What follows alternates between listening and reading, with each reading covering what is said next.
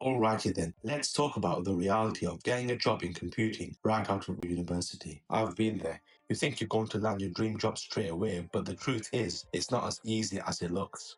Some people get lucky, they land a job through networking, contacts, or just pure skill and opportunity. But for most of us, we have to take the long way before getting our dream role, and you've got to accept that. When I first started, I was way too honest about my experience, I had way too high expectations, and thought I needed to land the best job straight away. But here's the thing, what people don't show you is the grind that comes before those results. They'll show you the success, but they don't show you the struggle it took to get there. All those people who have made it look easy, but they didn't just roll out of bed into that top tier role.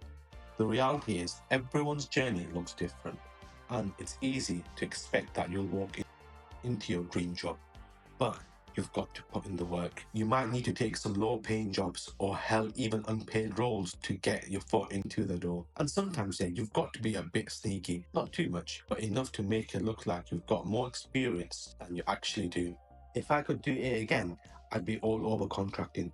If you got the option for a contract, even for 3 months, take it. Don't throw it away. But if you're not in that position to do that, you might have to settle for something that isn't perfect. The point is, getting your foot in the door is way more important than landing the perfect job. It's all about gaining experience, even if it's in a role that isn't your dream job. And when it comes to applying, here's the deal. Job requirements, they're more of a wish list than a rigid rule. If you think you can do the job or at least learn it, just apply. Seriously, job descriptions often list these long lists of skills and experience, but a lot of that is just what the company wishes they had. Experience requirements, especially in computing, are often arbitrary. Years of experience don't always translate to actual skill. Some people have been in the game for years but still can't do the basic stuff. It's all about your ability to learn. That's what most employers are looking for, especially in tech. And let's talk about the years of experience thing. A lot of companies have this unwritten rule where if you've been in a role for 3 or more years, you should be a pro, right? But not necessarily. Some people have been in jobs for years and still don't know what they're doing. Others pick up new skills quickly, so don't let that 3 years of experience rule intimidate you. Sometimes it's not about the years, it's about what you can do with the time you've spent learning. When companies ask for X years of experience, they're really just looking for the knowledge that would come with that time. Often they care more about how you perform in an interview or a coding test than whether you've been in the job for a specific number of years. It's about showing that you can do the job, or at least that you're willing to learn. Here's my advice when applying. Focus more on the responsibilities of the job rather than the skill requirements. Do your research on the company. Check out their website, Glassdoor or YouTube, or their reviews. Find out what tech stack they're using and see if you can relate any of your experience to what they need. And listen, if you can even do part of the job, just apply. It doesn't hurt to try. If you don't have a specific skill, but you can learn it, still apply. A lot of companies, especially in tech, are willing to train if they see potential. If you're missing a key skill that they mentioned, don't just ignore it. Instead, say something like, "Oh, I've been curious about this technology and have explored it in personal projects. This role excites me because it will allow me to work with it professionally, and I'm eager to learn." Trust me, companies will respect that honesty and your willingness to learn. And here's a bit of a twist. Sometimes companies actually prefer hiring juniors over seniors. Why? Because seniors are expensive, set in their ways, and they work at their own pace. Juniors, on the other hand, are cheaper, eager to prove themselves, and ready to learn new things. So if you see a job that says senior application developer, senior application support, or senior infrastructure engineer, don't hesitate. Apply. Some companies might even prefer hiring multiple juniors rather than one senior person. This is key. If you want to work for a specific company, but they're not hiring for your exact role, apply for something else anyway. You can always add in your cover letter something like, "If I'm not fit for this role, I'm flexible and open to other positions that better match my qualifications." This has worked for a lot of people, getting their foot in the door, even when the job they wanted wasn't available. Now, I know you'll be on the crappiest wages at first, and trust me, that's how it goes. You'll either get a great manager or a toxic one, and pay rises will often be a joke. But you've got to remember this. Most pay rises are tiny percentage increases, so don't get too attached to the idea of loyalty paying off. If you want more money, you will either need to job hop or work your way up. And contracting, especially for a graduate, is a great way to get your foot in the door quickly. If you're lucky, you can even move departments. Some companies let you shadow other teams, and trust me, you want to take advantage of that. But be warned, they'll take advantage of you too.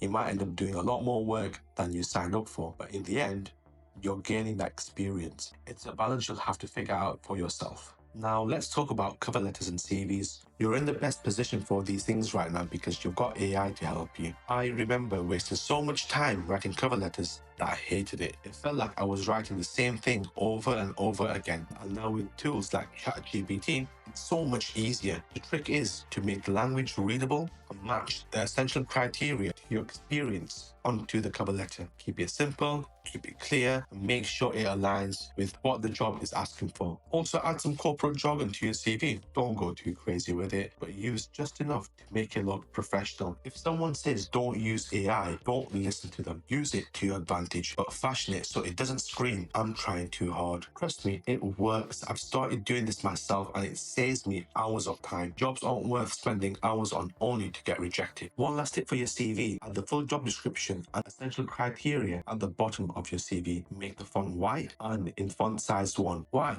Because many recruiters use AI systems to scan CVs for keywords, and this little trick can help your CV get noticed. It's all about making sure that AI picks up on the right keywords and getting you through that first screening. And don't get too disheartened when you don't hear back right away. You'll probably apply for 100 jobs and hear nothing back. The trick is either use the CV tip I gave you, so adding those job roles to pass the AI screening, or change your CV every 10 jobs. See if the words need tweaking, adjusting and adapting until you can find what works. One thing they don't tell you about most computing jobs is the on-call situation. It's pretty common now across the industry, so be prepared for that. Unfortunately, some of these bastards will try to make you work extra hours. Don't let them push you around too much. Try to stick to your responsibilities and keep within your job scope. But take time to master this and understand how things work. But hopefully you'll be able to take my advice and avoid making the same mistakes. Another tip for getting ahead: be respectful and open to learning. You can't just sit in your little bubble and think you'll get far in this industry. Most people in computing aren't exactly social butterflies, so being talkative gives you a massive advantage. If you're not someone who loves to talk, get comfortable with it. It helps you get along with everyone, even when you're there just to get paid. And look,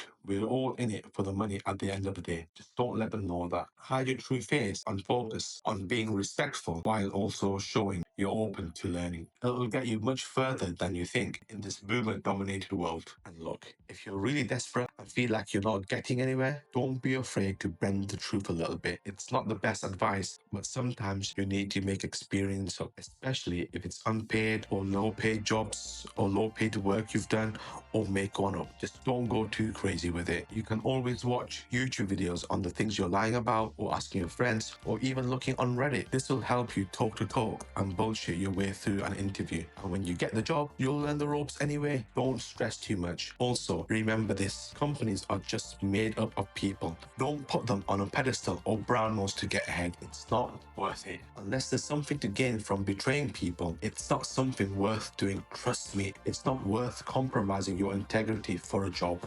If it's for a business, I get that. In the end, the key to getting your foot in the door is experience, not perfection. Wherever you can, learn as much as possible and get the hell out of toxic environments when you find something better. But that's a topic for another video. For now, just remember, it's about starting somewhere and building your way up. Take the opportunities you can and make the most of them. You'll get there. Don't forget to like and subscribe and leave a comment.